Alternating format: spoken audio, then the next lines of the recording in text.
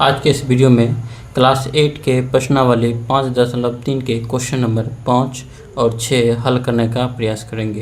Question number 5 कहता है निम्नलिखित संख्याओं में प्रत्येक के लिए वह सबसे छोटी पूर्ण संख्या ज्ञात कीजिए जिससे इस संख्याओं को गुणा करने पर यह एक पूर्ण संख्या बन जाए।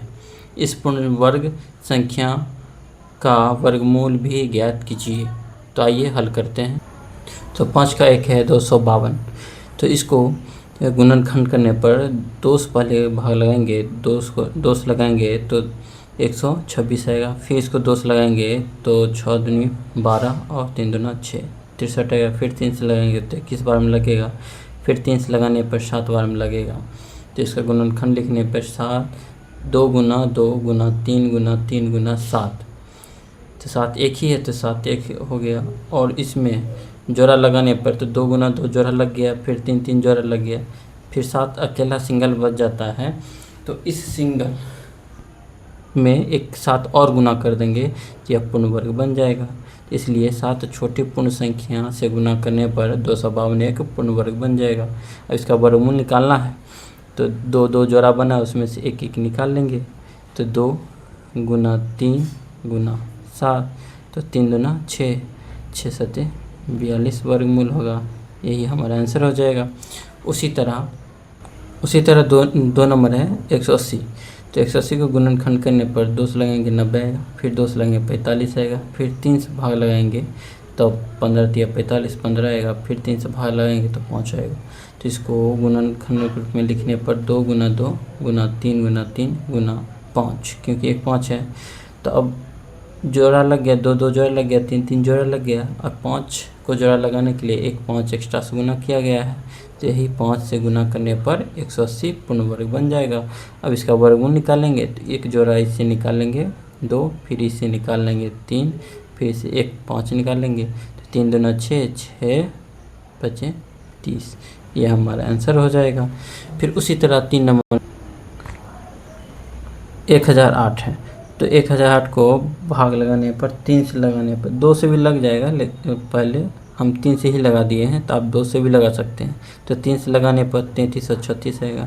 फिर 3 से भाग लगाने पर 112 आएगा। फिर 2 से भाग लगाने पर 56 आएगा। फिर 2 से भाग लगाने पर 28 आएगा। फिर 2 से भाग लगाने पर 14 आएगा। फिर 2 से भाग लगाने पर 7 आएगा। इसको गुणनखंड के रूप में लिखने पर 3 गुना 3 2 गुना 2 2 गुना 2 जोड़ा लग गया 3 2 2 फिर 2 2 एक 7 बच गया है यहाँ वाला 7।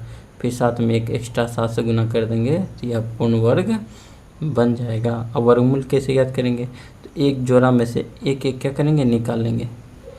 यहाँ से 3 एक निकाल लेंगे, यहाँ से 2 एक निकाल लेंगे, यहाँ से 2 एक निकाल लेंगे, फिर यहाँ से 7। तो कितना हो जाएगा? 3 दूना 6, 6 दूना 12 12 84। तो यह हमारा क्या हो जाएगा आंसर। उसी प्रकार 4 नंबर है 2028। तो इसको गुणनखंड में तोड़ने पर 2 से भाग लगाएंगे तो 10 और 14 आएगा। फिर 2 से भाग लगाएंगे 507 आएगा। फिर अब 2 से नहीं लगेगा क्योंकि इसमें विषम संख्या, तो 3 से लगाएंगे तो 169 आएगा। अब 169 3 का वर्ग होता है, 13 का वर्ग होता है, इसलिए 13 से भाग लगाएंगे तो 13 बार में कट जाएगा। तो इसको गुणनखंड रूप में लिखने पर 2 गुना 2 गुना 3 गुना 13 गुना 13। तो अब यहाँ 2 गुना 2 जोड़ा लग गया, फिर 13 गुना 13 जोड़ा लग गया, लेकिन 3 बच गया है। 3 बच गया है इसलिए 3 एक्स्ट्रा से गुना करने पर यह पूर्ण वर्ग बन जाएगा। तो इसलिए छोटी पूर्ण संख्या 3 होगा। अब वर्गमूल निकालना है। वर्गमूल तो क्या करेंगे, जोड़ा में से एक एक निकाल लेंगे अंक। इससे 2 निकाल लेंगे, इससे 13 निकालेंगे और 3 से 3 निकाल लेंगे। कितना हो जाएगा? 3 दूनी 6 6 13 छक 78, 13 छक 78 हो जाएगा। ये हो जाएगा हमारा आंसर। तो क्वेश्चन नंबर 5 पे आते हैं। 1458 है। तो इसको गुणनखंड करने पर 2 से लगाएंगे तो 2 से लगाने पे 729 आएगा। फिर 3 से लगाने पर 243 आएगा। फिर 3 से लगाने पे 81 आएगा। फिर 3 से लगाने पर 27 आएगा। फिर 3 से लगाने पर 9 आएगा और फिर 3 से लगाने पर 3 आएगा। तो इसको गुणनखंड के रूप में लिखने पर 2 गुना 3 गुना 3 गुना 3 गुना 3 गुना 3। तो यहाँ देखते हैं 3 3 का जोड़ा लग गया है, 3 बार 3 3 का जोड़ा लग गया, लेकिन एक 2 बच गया है, तो इसको 2 को जोड़ा लगाने के लिए 1 2 एक्स्ट्रा से गुना करेंगे।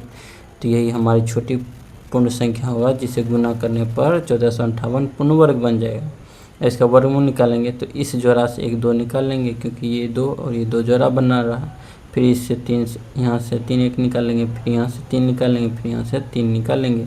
इसको गुना करने पर कितना आएगा, 3 3 9 9 3 27, 27 दूना 54 आ जाएगा। ये हमारा आंसर होगा। इसी प्रकार छठा नंबर है 768। इसको गुणनखंड करने पर 2 से लगाएंगे तो 384 आएगा, फिर 2 से लगाएंगे तो 192, फिर 2 से भाग लगाएंगे तो 96 आएगा, फिर 2 से भाग लगाएंगे तो 48 आएगा, फिर 2 से भाग लगाएंगे तो 24 आएगा, फिर 2 से भाग लगाएंगे तो 12 आएगा, फिर 2 से भाग लगाएंगे तो 6 आएगा, फिर 2 से भाग लगाने पर 3 आएगा।